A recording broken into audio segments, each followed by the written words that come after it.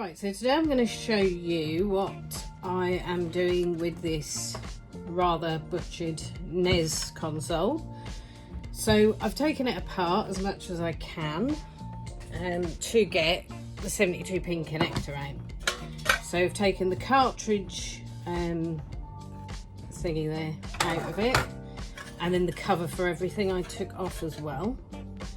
And I'm left with this, which is the motherboard, and I've cleaned it all up. So wet wiped the plastic a little bit around the edges, and then just cleaned up sort of around it. And compressed air I used a little bit of as well, just to get rid of some of the dust, because this was massively dusty. And then I've got all the fixtures and fittings here, which that is from the front of it, where you would have the, well, that bit is this bit here. So that comes from this, where the controllers plug in, and that is just the cover, that black bit, and then I've got all the screws and stuff like that. So what I did, because the cartridge, this one here, when I put that in the other day, it was showing a screen that was flickering and it wasn't seeming to read it very well. And the red light on the front of the console, which would be on the base, so it would be next to the power button. So this here, that was flashing on and off, intermittently red. So that meant there was an issue with it. So anyway, this 72-pin connector I removed, and I took it home and I boiled some water in the kettle, poured it in a pan, and then I put this in for, you can put it in between 5 to 10 minutes, and then take it back out. And then I left it for about maybe 36 to 48 hours to dry out. I know that a lot of videos that you watch on this stuff say 24 hours, but I left it a little bit longer just to make sure, because if you put this in here and it's still got all water in it, what's going to happen is that is going to cause loads of issues with all these other connectors in here, because you're going to have just you know little droplets of water in there. What I will do is put it all back together and then plug it in and see whether our game here will play on this NES. If it does, great, because we've got a working console, but we shall see. So thank you to Resells Anything, who left us a comment on our YouTube video in which I said about getting a new 72-pin connector and giving me that bit of advice. There are videos on YouTube that show you to do exactly what he told us, which is to boil it in hot water, and he also sent us this cartridge. So thanks for that, because it means that hopefully we can get it working and we can play that game on it, and we can hopefully get more than spares and repairs on this. But I shall now put it all back together and we'll see if it works. Okay, so instead of a time lapse, I thought I'd just talk you through each stage as I do it.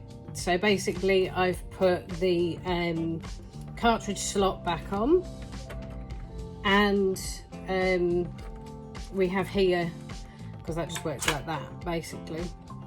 So we have the 72-pin connector, which I've managed to, because it's a bit of a tight fit on there, but managed to kind of just basically wedge that back on the motherboard there. And then you pop the cartridge holder here, you pop that over the pins at the top. You see it? Those top pins of the pin connector, and you just basically slide that back so it's flush with the screw holes. And then the screw holes, we have two here, and in the ones at the front, so these ones at the top either side, they're bigger screws than the normal size, and the normal size, they're just these little ones, but they're slightly longer, so they go in like that. But just bear in mind, don't make the mistake I just did of putting too many screws in before you put this housing back on. And this housing, basically, if you were to put this just over the top of your cartridge bit there, you can see where there's holes that then sit flush with some of the holes in the motherboard and in the metal surround as well. And just make sure you leave those ones out, because if you put those ones back in place, you're going to be taking them back out again to fit that in. So yeah, I just thought I'd do it as I go along. I mean, the only screws at this stage you can really put in are this one here, and then you've got one down there, and you've got one down, I sound a bit like Scarlett O'Hara then, they are, and one there, and then you've got the two either sides of the cartridge housing there as well, and all of the others need to stay out realistically until this little fella goes back on, which I shall do now, and then I shall give you yet another update on how it's coming along and what it should look like at that stage. So basically I'll put the housing back on, which is just that piece of metal, and there's two screws that just go, that would be so that's the front of the console there. So on, if you're facing it like that, on the left hand side of the console, you've got two screws that go in there into the motherboard, and then you've got two screws at the back which go in as well, and then turn it around even more, and then you've got a few more this side. So basically you've got, it's a little bit bent there actually, I noticed, but there's two here, so one here that goes through, and you've got one just tucked away just there as well that goes in to that hole there. So that's as far as I've got, and that all seems to, yeah, that seems to be okay at the moment. So what I'm going to do now is put the what's this top cover, so I'm going to put this back on, and then what I'm going to do is, well actually no, that's a lie, isn't it, because I have to put this little fella back on, and this goes, so this will be that way up, and the way you do this bit is just make sure they're pressed in enough, and that those two hooks there hook just around the plastic at the top, so it would be just like that. And then if you were to turn it over, you can see there's two screw holes on the back, and these little silver ones will go in there. So I will do that now, and then I will come back to you once I've actually got the top part of the actual console back on as well. And just to do that, it's quite sort of straightforward. You've got this which has, you can see it, so it has basically the 6 holes here, and underneath it also has 6 holes. Right, so that is the casing put back on. That's the top casing, and all the screws have gone in the bottom there, including these two little silver ones for that. So now all I need to do is, well obviously if you have a console that has one of these, you just pop that back on the base of it, just clicks in, so you can turn it over. And I've already plugged in all the cables, but a lot of the NES come with one of these old cables. Let me just show you. When people had like the old box tellies and stuff, they came with one of these, and so plugs into the aerial port there, and it's so you can plug your aerial then into that one, and then it would plug into the back of the NES like that. And obviously a lot of the tellies, I mean this particular telly I'm using, the aerial port is actually in an awkward place, so I couldn't use that one, so I had to get a couple of cables that fit. So basically you got the red and yellow, which is on the other side of this, plugs in there, and it plugs into the ports on the back of the telly as well. So I'll plug those into this, and we'll grab the power lead, and the power lead is just one of these, so that goes in the back. There's a blue one there which is surrounded by blue plastic, so that goes in that one, and then that's for your cartridges. So you just, can you see it, yeah, so that just comes up like that. And then what I'm going to do is plug in a controller. This is one I had, or one I had earlier, one I made earlier. So just one of these ones, and that goes in where I showed you where those silver screws go in the surround, so just in there. Apologies if this is teaching your grandmother how to suck eggs, but the fact of the matter is not everyone might know how to plug one of these in and all that kind of stuff. So anyway, that's plugged in. So now I'll put the cartridge in.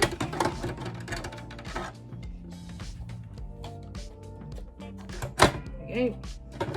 So make sure that cartridge slot is up, and then push cartridge in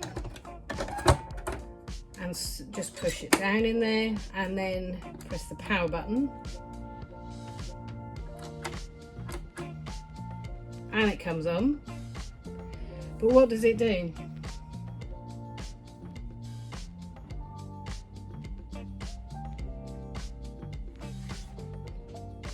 No, and that is still flashing away on the screen there. So unfortunately it's probably something else, which is unfortunate, but that's now all it's doing. That's what it was doing before. It's got the red flashing light there, so there's something wrong with that. Right, so just to continue from the previous video, I have just taken apart the NES. So we've got all the screws and this housing that goes around the controller ports, and then this is the underside of the motherboard and the disc tray and the top plate that goes over the motherboard. So I have unclipped, as you can see, the motherboard from all these that go on it, and this is what we're left with. So that is the top side of the motherboard, and obviously that's the 72 pin connector. So in the previous video I showed you that I actually tried to fix this, and I put it back on and everything, but I boiled it in water 5-10 minutes and it didn't work. So next thing I'm going to try, if you turn it over, and you've got to make sure that the writing on these are all the microchips here, the writing is the correct way up. So this is the correct way up with all these. So the microchip that we're looking for, which is called the security chip, that particular chip, I believe it's called the 10 NES as well, that actually is this one here. So the bottom right chip in this, and what that basically does is, if you put in your disc tray a fake pirate copy of a game, what that is meant to do is pick up on it, and then it will just keep resetting the CPU. So that is what can cause the red flashing light on the front of the NES, and it can also cause the flickering screen. So that is the little culprit. So to deactivate it, which is what you need to do to get it to work, you can see just this chip has a row of little clips, top and bottom, and there are 8 clips in total, the top and bottom of this. So it is the bottom row of clips that you need to be looking at, and you count 4 in from the left. So 1, 2, 3, 4. So is this one just here, just above where my finger is, and it's kind of got a bit, I think, a bit more silver to the base of it there. So that is the one that you need to be working on. So what I'm going to do is I'm going to snap that particular clip off of this, because I can't do that. Obviously I'm holding the camera with one hand, and I'm not going to do that holding the camera, because I'm going to get this and put it behind that clip and bend it basically very gently till it kind of snaps away. And then what I'm going to do is put it all back together, and then we shall see the final results. But yeah, all you need to do, I mean, you could probably use a small pair of pliers, or you could use a small screwdriver or something, anything you like that will just get behind that to bend it. But I'm going to try with that. I might be using something else, but I'm just going to bend that till it breaks, and then I'm going to put the motherboard back in, all the housing back on, the cartridge tray back in, you know, everything back together. And then I will plug it in and see if that has worked, and hopefully it has. So I will check back in with you when I'm ready to test this. So just before I plug it in, or put it back together and plug it in, I should say, I will just show you what I did there. Now, I know I said to break it completely away from the chip, but all I've done is I've bent it back, so that's not actually in the chip anymore. So that's bent back as far as I can get it away from the chip, and all it is if you can just about see it, there's a hole in the side of the microchip there. There we go. And that is where that little tiny metal tooth was actually in the side of it. So I've just kind of got the knife in, it's kind of curled round a bit, so I've got it underneath and I've just bent it backwards away from that hole that's in the side, and that has basically got that completely away from the microchip. So now what I'm going to do is put this back together and see if that works. Right, so here we go, it's all put back together, it's ready to go. As you can see, I've put the TV on, ready for this to be switched on. So the cartridge is in, so let's see what happens when I now switch this on. Last time it had the blinking red light, but hopefully this time it will play the game.